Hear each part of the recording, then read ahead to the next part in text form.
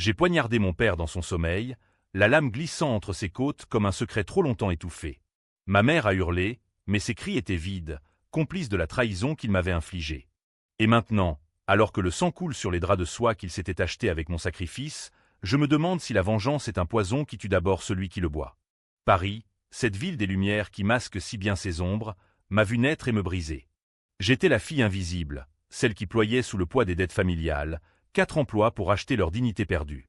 Mais quand la chance a tourné, ils m'ont effacé comme un brouillon raturé. Je m'appelle Élise Moreau, et si je vous raconte cela, ce n'est pas pour absolution, mais pour que vous sentiez le froid de la lame avant qu'elle ne frappe.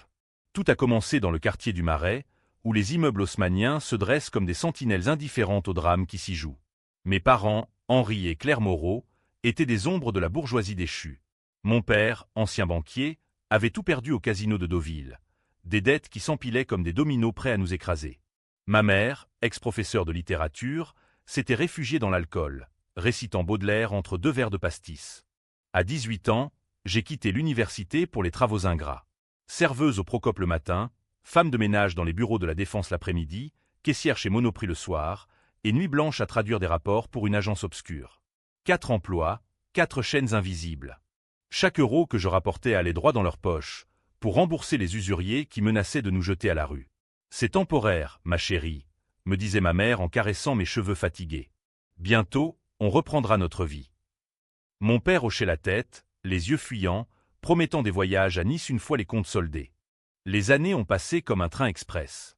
À 25 ans, j'étais une coquille vide, les mains crevassées par les produits chimiques, les yeux cernés par l'insomnie. J'habitais un studio exigu à Belleville, entouré de graffitis arabes et de l'odeur de kebab frit. Mes amis, des fantômes d'université que j'avais perdus. Mon amant, un rêve fugace, un barman qui m'avait embrassé une nuit pluvieuse avant de disparaître.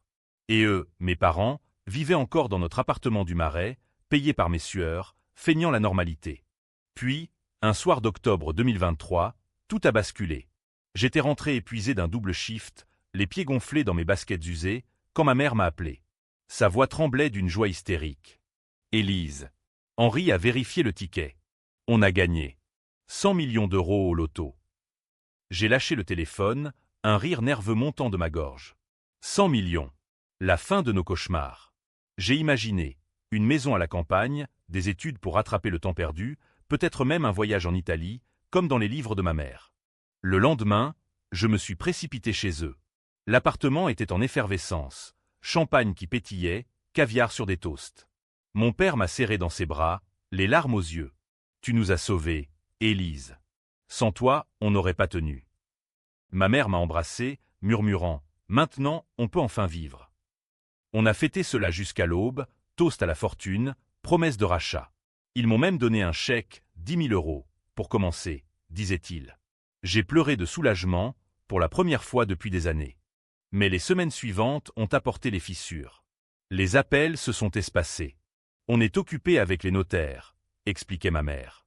Puis, les invitations ont cessé. Un jour, j'ai décidé de passer à l'improviste. La porte s'est ouverte sur un chaos luxueux, meubles design livrés, tableaux abstraits au mur, une femme en tailleur chic qui rangeait des dossiers. « Madame Moreau est sortie », m'a-t-elle dit d'un ton sec. « Madame Moreau ? Une assistante ?» J'ai insisté, et enfin, ma mère est apparue, maquillée à la perfection, un collier de perles neuves au cou. Le choc m'a cloué sur le trottoir, sous la pluie fine de Paris. Transition ? Compliqué ? J'ai erré jusqu'à la Seine, les eaux noires reflétant les lumières des ponts comme des mensonges. Le lendemain, j'ai vu l'article dans Le Monde, « Couple parisien remporte le jackpot du siècle, une nouvelle vie de rêve ». Une photo d'eux, radieux, dans notre ancien salon. Pas une mention de moi. J'ai fouillé leurs réseaux sociaux, bloqués. Leur numéro, injoignable. Ils m'avaient effacé. La rage a grandi comme une tumeur. J'ai continué à travailler, mécaniquement, mais chaque soir, je ruminais. Pourquoi ? Après tout ce que j'avais sacrifié, j'ai engagé un détective privé, un ancien flic nommé Laurent, pour 100 euros par jour, mes économies fondaient. Il m'a rapporté les premiers secrets. Ils avaient engagé un avocat véreux pour minimiser les impôts, investis dans des propriétés à Cannes. Et plus sombre, mon père avait une maîtresse, une jeune actrice de 22 ans, installée dans un pied-à-terre payé par le gain. Ma mère, elle savait, et se vengeait en dépensant follement, bijoux, sacs Hermès, fête privée avec des gessétaires. Mais le coup de grâce est venu un mois plus tard. Laurent m'a tendu une enveloppe jaunie. Ton père a falsifié des documents il y a 10 ans. Des prêts frauduleux pour couvrir ses dettes de jeu. C'est toi qui as signé comme caution, Élise. À l'époque, tu étais mineur, mais il t'a fait endosser la responsabilité légale. Si les créanciers apprennent pour le gain, ils te poursuivront d'abord, toi, la garante, point. Mon sang s'est glacé. J'avais porté leur crime sur mes épaules, sans le savoir. Les nuits blanches, les emplois multiples, pas seulement pour rembourser, mais pour cacher leur fraude. Ils m'avaient utilisé comme bouclier humain. La trahison était un abîme. Je les ai confrontés par lettre, exigeant ma part, pas l'argent, juste la reconnaissance. Réponse : une injonction d'un avocat. Cessez tout contact, ou nous porterons plainte pour harcèlement. Harcèlement. Moi, leur fille. C'est alors qu'il est apparu, Victor Langlois, le milliardaire. À 45 ans, il régnait sur un empire de tech à la Défense, un homme aux yeux d'acier et au sourire de prédateur. J'avais croisé son chemin par hasard, ou pas, lors d'une soirée networking où je servais des cocktails. Il m'avait remarqué, non pour mon physique, mais pour mon silence résigné. « Vous avez l'air d'une femme qui porte le monde sur ses épaules », m'avait-il dit, glissant sa carte dans ma poche. Quand je lui ai raconté, entre 2 verres de vin rouge au Fouquet-S, il a écouté sans ciller. La vengeance n'est pas un mot sale, Élise. C'est une justice poétique.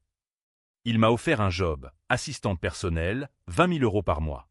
Mais derrière, un marché tacite, il m'aiderait à les détruire. Pourquoi ? Parce que j'ai connu pire, a-t-il murmuré. Et parce que vous me rappelez moi, avant que je ne devienne ce que je suis. Avec Victor, Paris s'est transformé. J'ai emménagé dans un appartement haussmannien à Passy, toit en zinc scintillant sous la lune. Il m'a introduite dans son monde, dîner avec des ministres, gala à l'opéra. Mais la nuit, nous complotions. Il avait des dossiers sur tout le monde, y compris mes parents. Ton père a détourné des fonds de sa banque, avant la chute. Preuve en Suisse. Ma mère, impliquée dans un scandale mineur, un plagiat littéraire pour un roman qu'elle avait publié anonymement. La première étape de la revanche fut subtile. Une fuite anonyme à un journaliste de Libération. Titre : Le gagnant du loto et ses dettes occultes, une famille au bord du gouffre. Pas de nom, mais assez pour que les vautours médiatiques s'agitent. Mes parents ont paniqué. J'ai reçu un appel anonyme. Ma mère, la voix brisée. « Élise, c'est toi ? Arrête, je t'en supplie. » J'ai raccroché, le cœur battant d'un plaisir noir. Victor riait doucement. « C'est le début, ma chère. Ils vont se mordre la queue. » Et moi, pour la première fois, je me sentais vivante, une louve dans la jungle parisienne. Les mois suivants ont été un ballet de manipulation, un opéra wagnérien où chaque note était un mensonge orchestré. Victor n'était pas un simple allié. Il était un maître des ombres, un homme qui avait bâti son empire sur des ruines. Rumeur disait qu'il avait ruiné son propre mentor pour gravir les échelons. La loyauté est une illusion, me confiait-il lors de nos promenades le long des quais, la scène murmurant ses secrets. Seuls les forts survivent. Nous avons visé mon père en premier.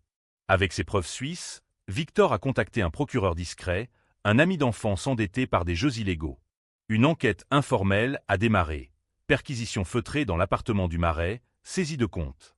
Mon père, ce pilier fragile, s'est effondré. J'ai appris par Laurent, mon détective fidèle, qu'il passait des nuits blanches, suppliant sa maîtresse de rester. Elle l'a quitté pour un producteur de cinéma, emportant un collier de diamants, cadeau de mon sacrifice initial.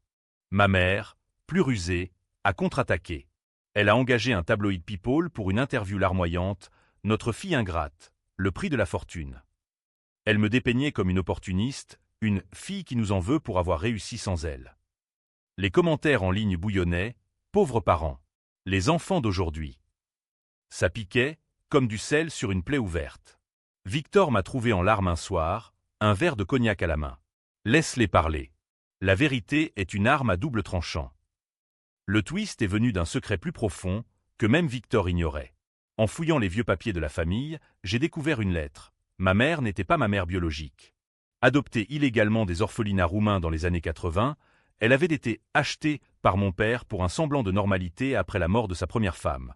Ma vraie mère, emportée par un cancer quand j'avais 2 ans. Ils m'avaient élevé dans le mensonge, me faisant porter le poids de leur péché originel. « Tu es notre miracle », me disait-il. Miracle, un alibi pour leur imposture. Armé de cela, j'ai frappé plus bas.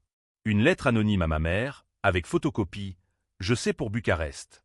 Et pour le cancer que tu as caché à Élise. Elle a craqué, m'appelant en pleurs. C'était pour te protéger.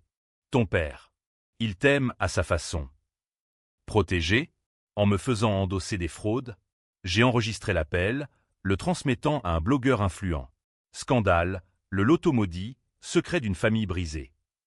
Les médias ont dévoré.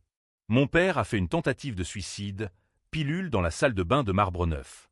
Ma mère l'a sauvé, mais leur mariage s'est fissuré. Ils ont vendu l'appartement, fuyant à Nice sous de faux noms. Victor jubilait, vois comme ils dansent, Élise. Comme des marionnettes. Mais la tension montait en moi. Étais-je meilleur qu'eux? 4 emplois pour leurs dettes, et maintenant, je les poussais au bord du vide. Les nuits, des cauchemars me hantaient, le visage de mon père, pâle, suppliant. Victor me réconfortait, ses mains sur mes épaules devenant plus insistantes. Tu as besoin de relâcher, murmurait-il, m'attirant dans son lit au drap de soie. Notre relation était un mélange toxique, pouvoir, désir, vengeance. Il me formait, m'apprenant les ficelles des affaires, comment ruiner un concurrent d'un tweet, comment acheter un silence d'un politicien. Un soir, lors d'un gala à Versailles, le drame a éclaté. J'y étais, robe noire moulante, diamant prêté par Victor.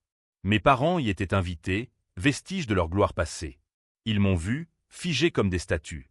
Mon père s'est approché, ivre, la voix rauque. Élise. Pourquoi? On t'a tout donné. Tout donné? J'ai ri, un rire amer qui a tourné les têtes. Tout donné?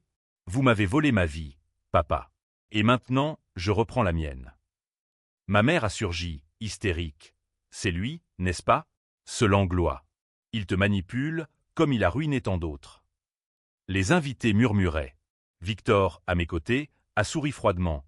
Madame Moreau, votre imagination est aussi vive que vos dettes passées. Une gifle a claqué, ma mère sur moi. Le scandale a explosé. Photo dans Paris Match, titre « Drame familial au palais, la fille du loto contre ses parents ». Les jours suivants, les menaces ont afflué. Lettres anonymes, appels masqués. Laurent m'a averti, ils ont engagé des types louches. Des anciens de la pègre, pour faire peur. Peur? J'en avais fini avec ça. Victor a riposté, une cyberattaque sur leur compte, gelant les fonds restants. Mon père a été arrêté pour fraude bancaire. Les preuves suisses avaient refait surface, anonymement. Dans la cellule, il m'a écrit « Pardonne-moi, Élise.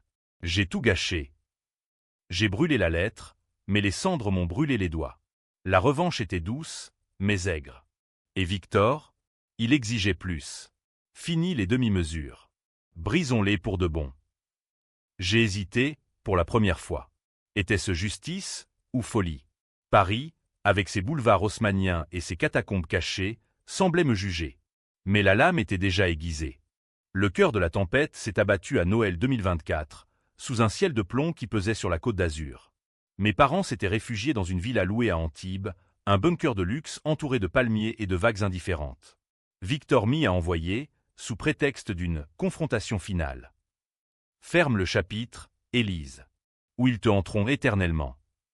J'ai pris le TGV, le cœur serré comme un poing, un sac rempli de dossiers, preuves, enregistrements, le testament falsifié où il m'avait déshérité au profit de œuvres caritatives bidons. La villa était un mausolée, lumière tamisée, bouteilles vides jonchant le sol de marbre. Mon père m'a ouvert, spectre d'un homme brisé, barbe grise, yeux injectés de sang. Élise. Il s'est effondré à genoux, sanglotant. Ma mère, dans le salon, fumait une cigarette, le regard dur comme le Mistral. Tu viens admirer ton œuvre. On s'est assis autour d'une table froide, champagne éventé. J'ai posé les dossiers, un à un.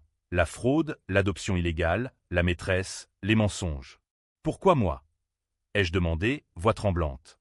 Mon père a balbutié. On voulait te protéger. La vie est cruelle, Élise. On a cru que l'argent effacerait tout. Ma mère a ri, un rire cassé. Protégé? On s'est protégé nous-mêmes.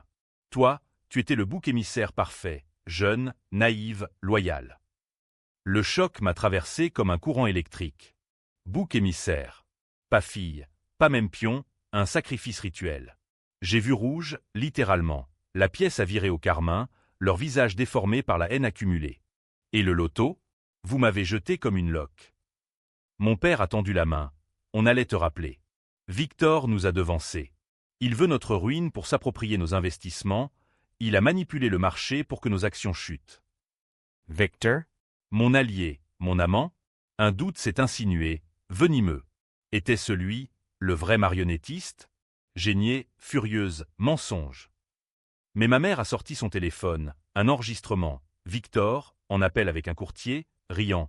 Les Moreau? Des amateurs. Une fois ruinés, leurs parenthèques seront à moi. Et Élise? Elle me servira bien. Le monde a chaviré. J'ai fui la villa, courant sur la plage déserte, le sable collant à mes larmes. Victor m'attendait à Paris, dans son pantouse avec vue sur la tour Eiffel scintillante. C'était un piège, ai-je hurlé, lui jetant l'enregistrement au visage. Il n'a pas nié, son sourire carnassier. Bien sûr. Je t'ai choisi parce que tu étais parfaite, blessée, malléable. Tes parents étaient juste le catalyseur. Mais maintenant, ensemble, on peut tout avoir. La révélation m'a fracassé. Phản diện. Tous l'étaient. Mes parents, avec leur trahison viscérale, Victor, avec son calcul froid. J'étais le centre d'une toile d'araignée, gisant le crime pour eux tous, dette, fraude, et maintenant, un empire bâti sur mon dos brisé. La nuit, j'ai comploté seul. Comment les retourner les uns contre les autres? Le plan s'est formé dans l'ombre de Notre-Dame, sous la pluie qui lavait les péchés de la ville. J'ai contacté un hacker freelance, payé avec mes propres économies. Victor gérait tout, mais j'avais caché un fonds secret. Un filtre leur met, ai-je ordonné. Résultat, échange entre Victor et mon père, un marché secret. Mon père, pour sauver sa peau, avait vendu des infos sur les fraudes passées de Victor, en échange d'une clémence. Ma mère, elle documentait tout pour un livre scandale, prête à me sacrifier encore pour la gloire littéraire. La haute trahison.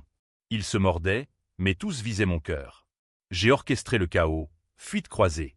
À la presse, les mailles de Victor et mon père. Aux éditeurs de ma mère, des preuves de plagiat aggravées. Titre dans le Figaro, le milliardaire et le gagnant du loto, un pacte diabolique.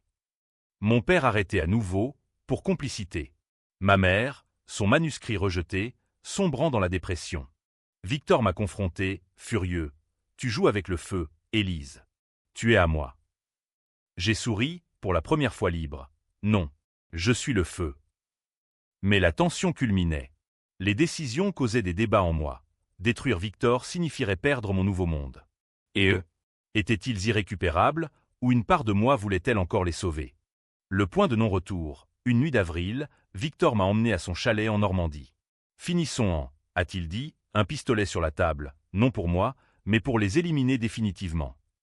J'ai reculé, horrifié. Pas comme ça. Il a ri, la vengeance n'est pas propre, Élise. C'est du sang. J'ai fui, appelant Laurent, protège-moi. Et trouve leur faiblesse ultime.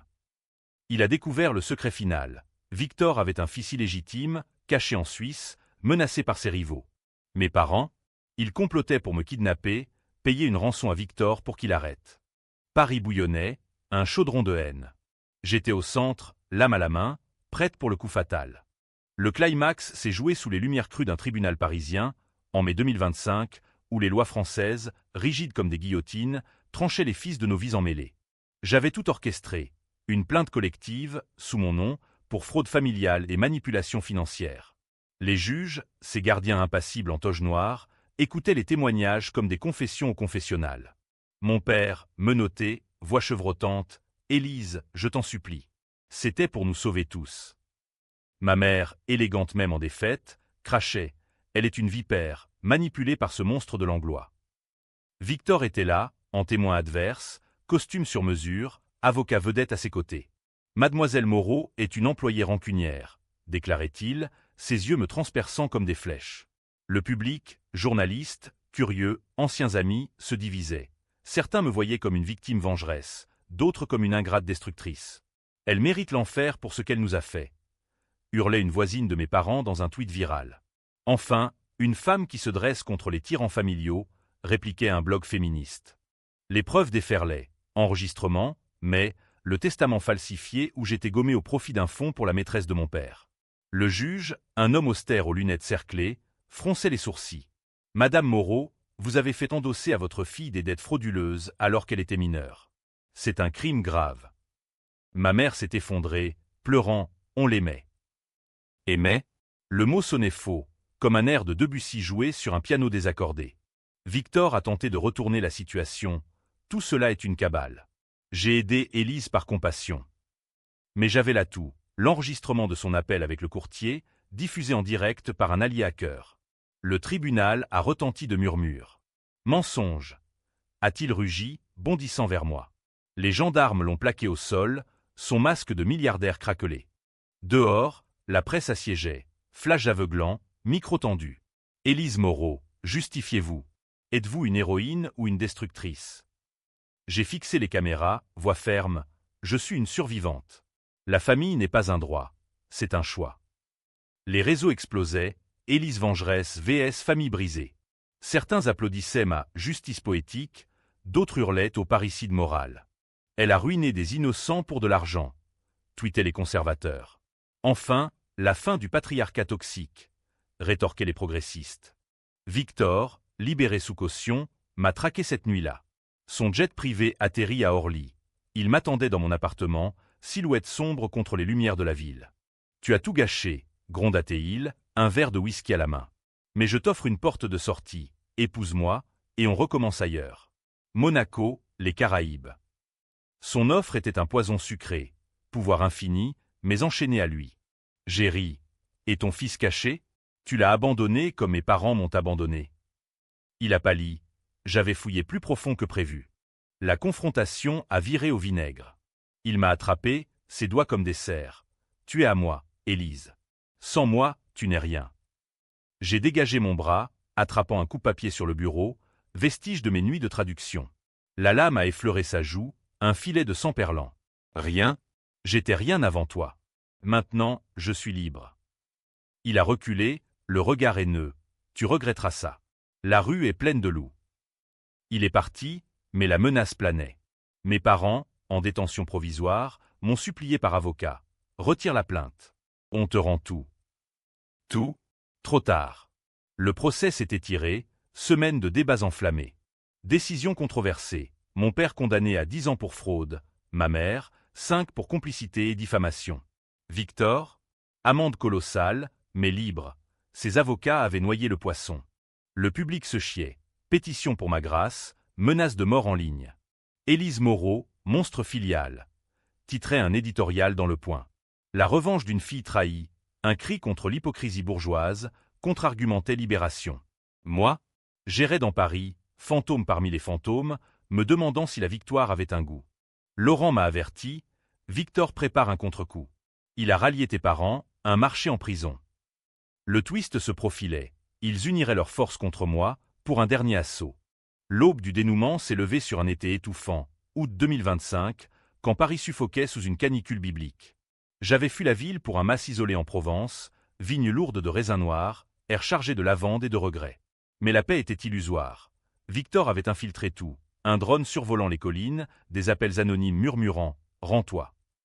Mes parents, libérés sous caution commune, un tour de passe-passe juridique financé par des alliés obscurs de Victor, complotaient leur retour. Leur plan, découvert par Laurent in extremis, un enlèvement simulé pour me forcer à signer un accord de silence. « On te ramènera à la raison », avait écrit ma mère dans un mail intercepté. Raison? La leur, effacer les traces, partager les restes de fortune, me réduire au silence éternel. Victor orchestrait, promettant l'immunité en échange de mon empire naissant. J'avais lancé une start-up anti-fraude, ironie du sort, financée par mes indemnités du procès. La nuit de l'assaut, la lune pleurnichait derrière des nuages bas. J'étais seul, un fusil de chasse hérité d'un oncle, vestige d'une Provence oubliée. Ils sont venus à trois, mon père, tremblant mais déterminé. Ma mère, un spray au poivre à la main. Victor, silhouette altière, un revolver nickelé luisant. Élise, a appelé mon père d'une voix brisée. Fini les jeux. Viens avec nous. J'ai visé dans l'ombre, cœur cognant. Avec vous? Pour quel mensonge de plus? Ma mère a avancé, larmes aux yeux. On s'est trompé, ma fille.